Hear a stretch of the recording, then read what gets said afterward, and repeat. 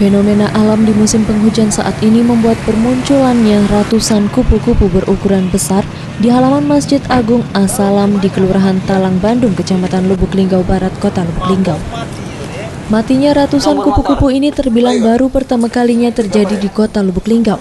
Hal ini pun diakui salah seorang juru parkir di kawasan Masjid Agung Lubuk Linggau, Hasan, di mana ia mengatakan sudah 4 hari yang lalu sering terlihat ratusan kupu-kupu yang mati tanpa diketahui sebabnya.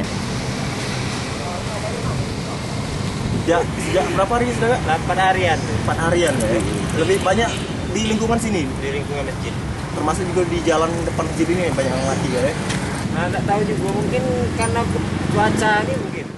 Sementara itu, Damiri, penjaga Masjid Agung As-Salam, mengatakan dalam sepekan terakhir memang mengetahui kupu-kupu mulai bermunculan di Masjid Agung, baik di halaman masjid maupun di dalam ruangan masjid.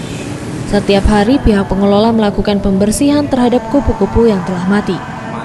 Kalau lihat saya baru 2 minggu inilah, itu nggak ada lagi. Itu selama ini kan nggak ada. Ya pagi sore yang bersihin kan.